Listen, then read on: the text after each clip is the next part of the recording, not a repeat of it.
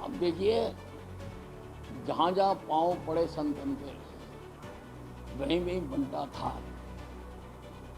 अब केजरीवाल जी का दिल्ली में तो बंटाधार हो गया, अब पंजाब का बंटाधार करने के लिए वो यहाँ विराजमान हो गए।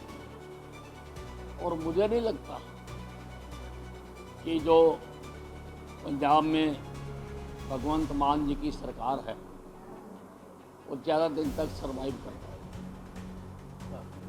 देखो, पश्चिम बंगाल की जो ममता बनर्जी की सरकार है उसमें कानून व्यवस्था पूरी तरह से फेल है। हर तरह के गैर कानूनी काम उस प्रदेश में होते हैं और कोई भी व्यवस्था को वो मानते नहीं। इसलिए पश्चिम बंगाल में वहाँ पर बाहर से इलीगल तरीके से बॉर्डर क्रॉस करके आने वाले लोगों का भी बहुत बड़ा संख्या रहती है। हर तरह की इलीगैलिटीज पश्चिम बंगाल में हो रही है। मुझे उम्मीद है कि जब भी वहाँ पर चुनाव आएंगे वहाँ की जनता जो आहत है, त्राही माम कर रही है, वो ऐसी सरकार को उखाड़ कर फेंकेगी और वहाँ पर भी प्रजातांत्रिक व्यवस्थाओं में विश्वास रखने वाली भारतीय जनता पार्टी की सरकार को बनाएगी। अब वो बिना आधार के अगर मुद्दे उठाएंगे, पढ़ के नहीं आएंगे, तो उनको जवाब तो देना ही पड़ेगा। अब हुड्डा साहब जो हैं वो डेमोक्रेसी की प्रथाओं में विश्वास नहीं रखते। जब हम विपक्ष में थे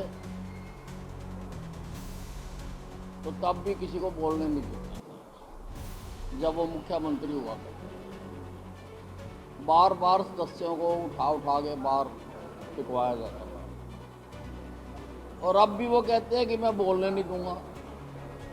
ये तानाशाही प्रवृत्ति जो हुड्डा साहब में है, और जिसमें भी तानाशाही प्रवृत्ति हो उसके प्रजातंत्र के मंदिर विधानसभा में क्या काम?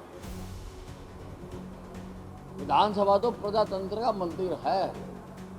यहाँ पे तो सबको बोलने का और सबको अपनी बात रखने का अधिकार होता है।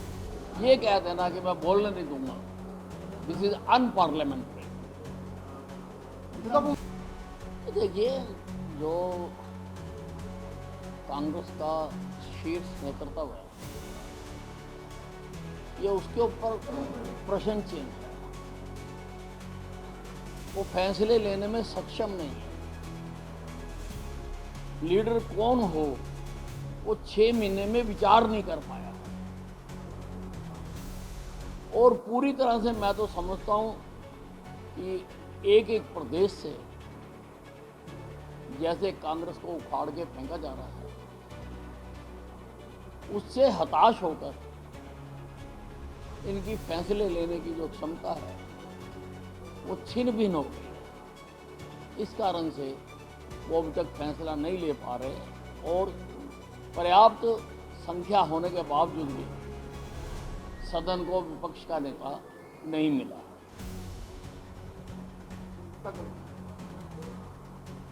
देखिए, ये बड़ा बेहतरीन बजट पेश किया गया है। 12 लाख करोड़ रुपए जीडीएसपी का बजट पेश किया, सर्वांगीण विकास का बजट पेश किया, हरियाणा के भविष्य को सामने रख के बजट पेश किया।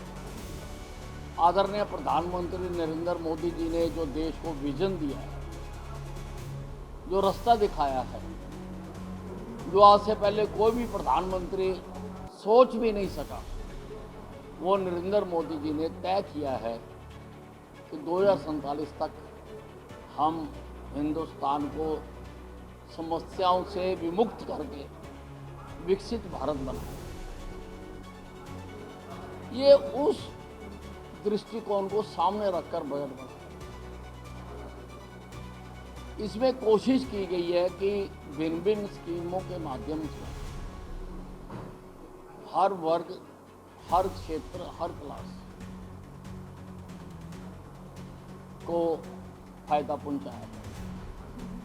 इसमें कोशिश की गई है कि हरियाणा के चप्पे चप्पे तक विकास की बयार बहाई जाए। तो इसलिए इसको लोगों को बताना, इसमें क्या है, क्या क्या लोगों के लाभ होंगे, वो बताना बहुत जरूरी है। बिना